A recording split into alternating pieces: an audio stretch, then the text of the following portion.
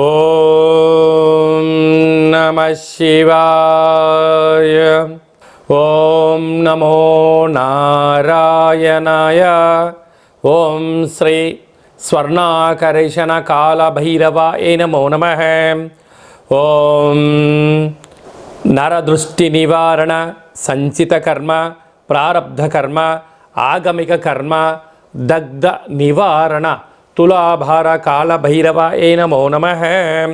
ఓం కాళకాలాయ విద్మహే కాళాతీతాయ ధీమహి తన్నో శ్రీ స్వర్ణాకర్షణ కాళభైరవ ప్రచోదయాతు. హరి ఓం. మా ఛానల్కి స్వాగతం. చూస్తున్న వీక్షకులకు ప్రేక్షకులకు ప్రియ కాళభైరవ భగవద్బంధులకి స్వాగతం పలుకుతూ మమ్మల్ని ఎంతగానో ఆదరిస్తూ ఉండబడినటువంటి ప్రియ సోదర సోదరీమణులకు, ఆధ్యాత్మిక వ్యక్తులకు, జ్యోతిష్య అభిమానులకు, సనాతన ధర్మ సంరక్షకులకు అందరికీ కూడా కార్తీక మాస అమావాస్య శనివారం ఆదివారంతో కూడుకున్న అమావాస్య సందర్భంగా ఎలాంటి విధి విధానాలు పాటించాలో ఈ వీడియోలో సవివరంగా సంపూర్ణంగా తెలుసుకుందాం. 16/11/2024 నుండి 30/11/2024 వరకు పుట్టినటువంటి వారందరికీ కూడా ముందస్తుగా జన్మదిన శుభాకాంక్షలు. గతంలో వివాహం చేసుకున్న వారికి వివాహ వార్షికోత్సవ శుభాకాంక్షలు. ప్రధానంగా మీరు ఈ వీడియో చూస్తున్నారు అన్నట్లయితేనే ఆ కాళభైరవ స్వామికి ఆజ్ఞ ఆశీస్సులు మీపైన ఉన్నాయని చెప్పి గమనించాలి. వీడియో ప్రారంభం నుంచి చివరిదాకా విన్నట్లయితే మీ అష్ట కష్టాలన్నీ కూడా తొలగిపోయి ఐశ్వర్యానికి స్వాగతం పలుకుతారు అని చెప్పి కూడా గమనించాలి. ద్వాదశ రాశుల్లో గ్రహ గమనాన్ని ఒకసారి వీక్షింపచేద్దాం. వృషభ రాశిలో గురుచంద్రుల కళయిక గజకేసరి యోగంతో ప్రారంభమవడం, కర్కాటక రాశిలో కుజ భగవానుడు నీచభంగ సంచార స్థితి, కన్యరాశిలో కేతు సంచార స్థితి, వృశ్చిక రాశిలో రవి బుధ సంచార స్థితి, బుధాదిత్య రాజయోగము, ధనుసు రాశిలో శుక్ర భగవానుడు సంచార స్థితి, కుంభరాశిలో శని భగవానుడు వక్రగమన స్వక్షేత్ర సంచార స్థితి, మీనరాశిలో రాహు సంచార స్థితితో ద్వాదశ రాశుల్లో గ్రహ గమనాలు ఈ విధంగా ఉన్నాయి. వృశ్చిక రాశి వారు కార్తీక మాస బహుళాష్టమి శనివారం అమావాస్య ఆదివారం అమావాస్య ఉండగా ఒకవైపు కుజుడు యొక్క దోషాన్ని, అర్ధాశ్రమ శని దోషాన్ని ఎలా తొలగించుకోవాలో ఈ వీడియోలో సవివరంగా సంపూర్ణంగా తెలుసుకుందాం. వృశ్చిక రాశిలో ఏ నక్షత్రాలు వస్తాయనగా విశాఖ నక్షత్రంలోని చివరి పదం 4వ పాదము, అనురాధ నక్షత్రంలోని 4 పాదాలు, జ్యేష్ఠ నక్షత్రంలో 4 పాదాలు కలిపితే వృశ్చిక రాశి అవ్వడం జరుగుతుంటుంది. చాలామందికి పుట్టినటువంటి కాల సమయంలో డేటా బర్త్లో లేనటువంటి కారణం వలన పేరు యొక్క మొదటి అక్షరాన్ని అనుసరిస్తూ ఆ రాశిని తెలుసుకునే ప్రయత్నం చేద్దాం. తో, నా, నీ, ను, నే, నో, యా, ఈ, యు అక్షరాల వారందరూ కూడా వృశ్చిక రాశి జాతకులే.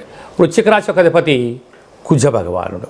వీరికి రాశిలోనే రవి బుధులు కలిసి సంచారం చేయడము, ఒకవైపు బుధాదిత్య రాజయోగం, మరొక వైపు రాశిలోనే రవి సంచారం చేయడం వలన ఆవేశము, దూర ప్రయాణాల్లో ఇబ్బందులు, అలసట, ఆరోగ్యము, వాతావరణానికి అనుకూలంగా లేని పదార్థాలు భోజనం చేయడం వలన జలుబు సమస్యలు, కాళ్ళనొప్పులు, రక్తహీనత అనేటువంటి వ్యాధులు వచ్చే అవకాశాలు ఉన్నాయి.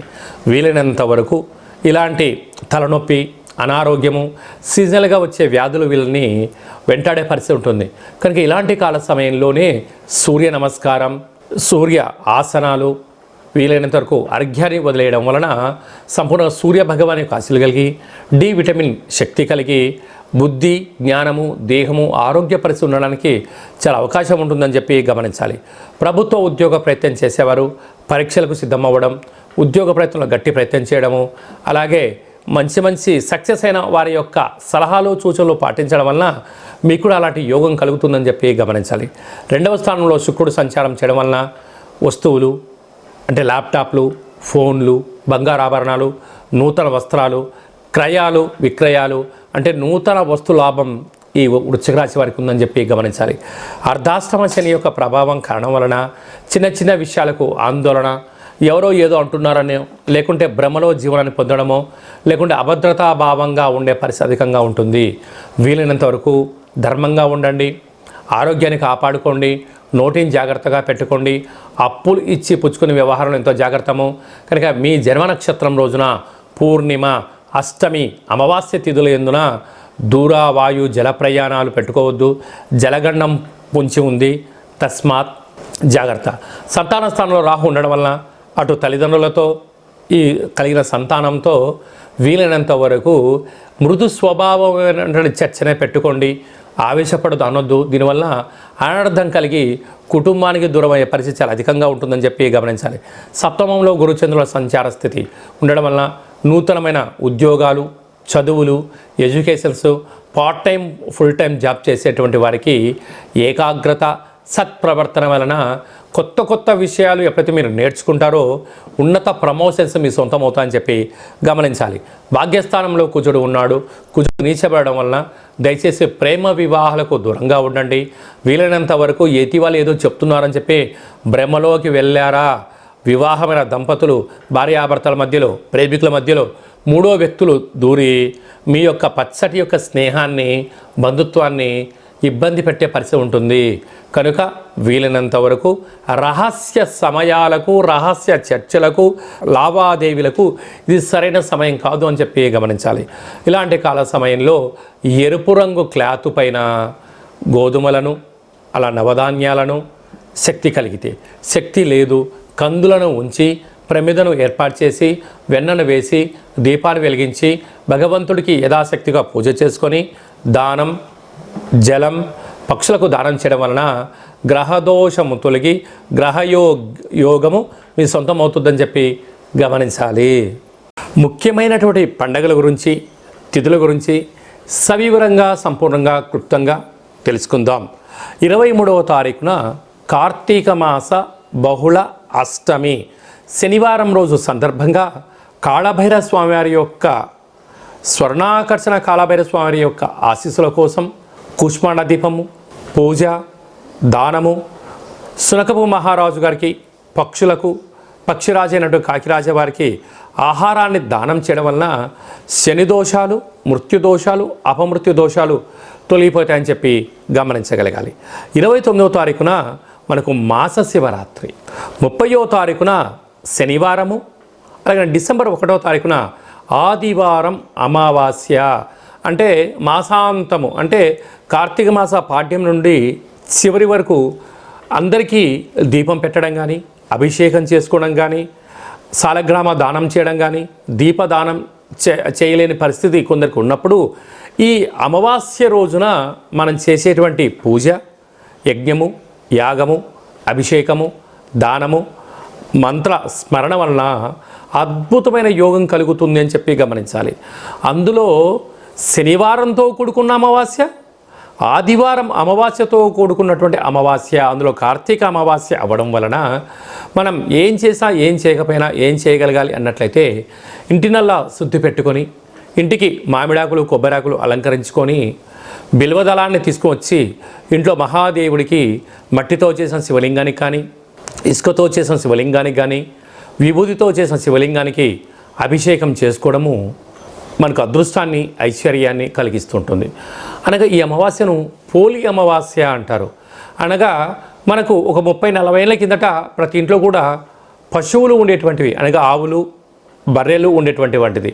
వీలైతే ఆవు వెన్నతో కానీ, లేకుంటే బర్రె పాలు కానీ ఒక 3 రోజుల ముందుగానే రోజు తీసుకొని చక్కగా ఆధ్యాత్మిక చింతన కలిగినటువంటి భక్తి నామస్మరణతో వేడి చేసి తోడు పెట్టి ఆ 3 రోజులు వచ్చేటువంటి ఆ మజ్జిగ పైన వచ్చేటువంటి వెన్నను తీసి మజ్జిగ కవ్వంతో చిలికి వచ్చేటువంటి వెన్నను ఈ అష్టమి రోజు కానీ, ఈ ఆదివారం అమావాస్య రోజు కానీ కొత్త వత్తితో, అంటే కొత్త పత్తితో దీపం పెట్టడం వలన సంపూర్ణమైనటువంటి భగవంతుడి యొక్క ఆశీస్సులు ఉంటాయని చెప్పి గమనించాలి. ఎందుకనగా మనము పాలను పంచామృతంగా ఏర్పాటు చేసుకొని మహాదేవుడికి రుద్రాభిషేకం చేసుకుంటూ ఉంటాం. పాలు కేవలం ఒక పూట మాత్రమే నిల్వ ఉంటాయి. వేడి చేస్తే 2వ రోజు దాకా మాత్రమే ఉంటాయి. అదే పాలల్లో కొద్దిపాటి తోడు వేస్తే ఒక 2 రోజుల వరకు నిల్వ ఉంటుంది. ఆ తోడు పైన వచ్చే మిగడం తీసి చిలికి వెన్న తీసినట్టయితే మాసాంతం వరకు చాలా బాగుంటుంది. అదే వెన్నను వేడి చేయిస్తే మినిమం ఒక 11 సంవత్సరాలు నిల్వ ఉండడం జరుగుతుందని గమనించాలి. కనుక అలాంటి వెన్నతో దీపం పెట్టడం వలన పుష్కర కాలంలో, అంటే గతంలో 11 ఏళ్ళ నుంచి మనం బాధపడుతున్న వారందరికీ కూడా దోషం తొలగి రాబోయే 12 ఏళ్ళ వరకు ఐశ్వర్యము మన అందరి సొంతమవుతుందని చెప్పి గమనించాలి. కనుక ఈ ఒక్క విధి విధానం పాటిద్దాం, మహాదేవుణ్ణి తృప్తిపరుద్దాం, పోలి అమావాస్య రోజు దీపాన్ని పెడదాం, చేసే ప్రయత్నం చేద్దాం. మీకు అలా కుదరలేదు అనుకుంటున్న వారందరూ కూడా మీ యొక్క గోత్రనామాల్ని పంపించినట్లయితే మీ పేరు పైన పాలును తీసుకొని తోడు వేసి పెరుగును చేసి చిలికించి ఆ యొక్క వెన్నతో దీపాన్ని పెట్టి మీ గోత్రనామాలతో పూజ చేసి మీకు ఇదంతా కూడా వాట్సాప్ కాల్ ద్వారా, వీడియో కాల్ ద్వారా చూపించి స్వామివారి యొక్క ప్రసాదాన్ని మీకు ఇంటికి కొరియర్ చేయడం జరుగుతుంది అని చెప్పి గమనించాలి. అలాగనే ఈ యొక్క కార్తీక మాసంలో స్వర్ణాకర్షణ కాళభైరవ స్వామివారు ఉంటారు. కనుక బిల్వదళంతో మహాదేవుడికి అర్చన చేసుకోవడం, విభూతితో అభిషేకం చేసుకొని ఆ విభూతిని లలాట స్థానంలో పెట్టుకోవడం వలన బ్రహ్మరాసిన వ్రాతను కూడా తొలగించుకొని మనకి ఏం కావాలో అది మనసులో అనుకోవడం వలన అద్భుతమైనటువంటి ఐశ్వర్యం, ఆనందం మన సొంతమవుతుంది. కనుక ఈ స్వర్ణాకర్షణ కాళభైరవ స్వామి యొక్క పూజా విధానము, ముడుపు, దీపము, కూష్మాండ దీపము, అభిషేక హోమ కార్యక్రమాలు చేయించాలి అనుకున్న వారందరూ ఈ కింద మనం సంప్రదించినట్లయితే మీకు వీడియో కాల్ ద్వారా పూజా కార్యక్రమం చేయించి ప్రసాదాన్ని కూడా తమరికి అందజేయడం జరుగుతుందని చెప్పి గమనించాలి. అలాగనే ఈ యొక్క పాత్రను స్వర్ణాకర్షణ కాళభైరవ స్వామి అక్షయ పాత్ర అంటారు. అక్షయం అనగా నశించబడినటువంటిది. ఇందులో 12 రాసులను అచ్చివేసి ఉండడం జరుగుతుంటుంది. ఈ యొక్క పాత్ర సహాయం చేత ప్రతిరోజు మనం ఇంట్లో పూజ చేసిన తర్వాత ఉదయం కానీ సాయంత్రం కానీ ఇలా శబ్దం చేయడం వలన ఓంకార శబ్దం రావడం జరుగుతుంటుంది.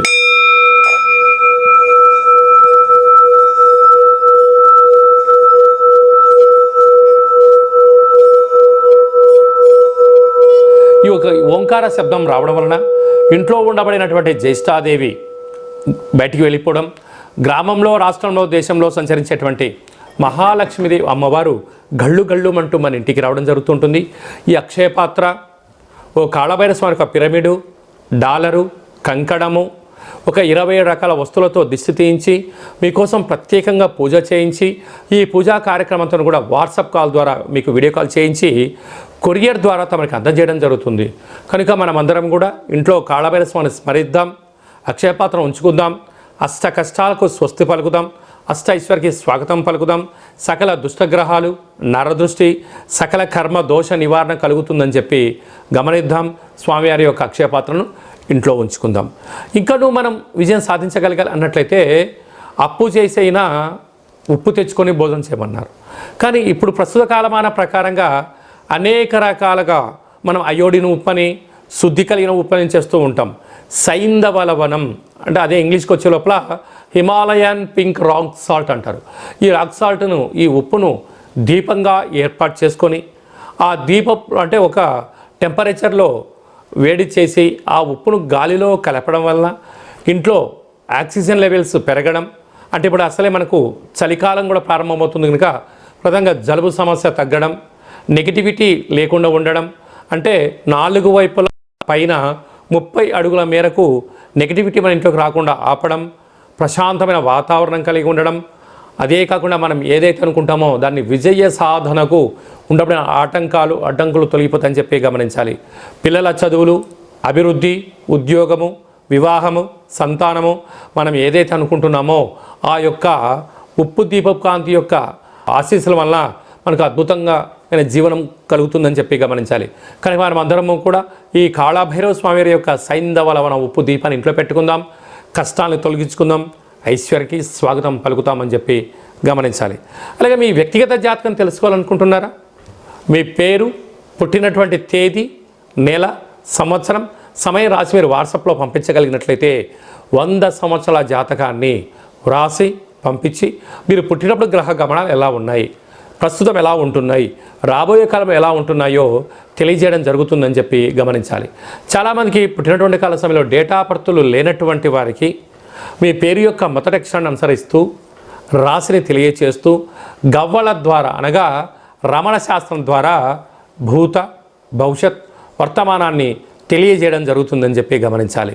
కనుక అపాయింట్మెంట్ తీసుకొని సంప్రదించగలిగినట్లయితే మీ యొక్క జాతకాన్ని సంపూర్ణంగా చెప్పి మీ యొక్క గోత్రనామాలతో కాళభైరవ స్వామి దగ్గర దీపము అలాగనే విశేషమైనటువంటి ముడుపు కట్టి మీకు వీడియో కాల్ కూడా చూపించడం జరుగుతుందని చెప్పి గమనించాలి. మీ భార్యాభర్తలు తరచుగా గొడవ పడుతున్నారా? జాతకంలో ఏమైనా దోషాలు ఉంటే ఇలా జరుగుతుంటాయి. కనుక ఎందుకు గొడవ పడుతున్నారు? ఎందుకు పోలీస్ స్టేషన్ల దాకా వెళ్తున్నారు? ఎందుకు కోర్టు సమస్యలో బాధపడుతున్నారో మీ యొక్క పేర్లలో స్వల్పమైన మార్పులు చేయడం వలన అద్భుతమైన ఆనందం కలుగుతుందని చెప్పి గమనించాలి. మీ అబ్బాయి కానీ అమ్మాయి కానీ తరచూ వివాహ ప్రయత్నం చేస్తుంటే అవ్వట్లేదా? ఎందుకు అవ్వట్లేదో జాతకంలో ఎలాంటి యోగం ఉంది, ఎలాంటి దోషం ఉంది కూడా తెలుసుకుందాం. ఎవరికైనా కాళభైరవ మంత్ర సాధన ఎలా చేసుకోవాలి, సాధన చేయడం వల్ల ఎలాంటి ఫలితాలు ఉంటాయి అనేటువంటిది కూడా మన యొక్క దేవాలయంలో శిక్షణ ఇవ్వడం కూడా జరుగుతుందని చెప్పి గమనించాలి.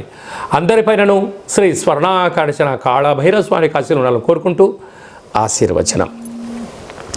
నమస్తే అస్తు భగవన్ విశ్వేశ్వరాయ మహాదేవాయ త్రయంబకాయ త్రిపురాంతకాయ త్రికాగ్నికాలాయ కాలాగ్నిరుద్రాయ నీలకంఠాయ మృత్యుంజయాయ సర్వేశ్వరాయ సదాశివాయ శ్రీమన్మన్మహాదేవాయ నమో నమః. శతమానం భవతి శతాయు పురుష సతేంద్రియ ఆయుష్యేవేంద్రియే ప్రతిష్టతి. ధనం ధాన్యం బహుపుత్రలాభం శత సంవత్సరం దీర్ఘమాయు. సర్వే జనా సుఖినో భవంతు. లోకా సమస్తా సుఖినో భవంతు.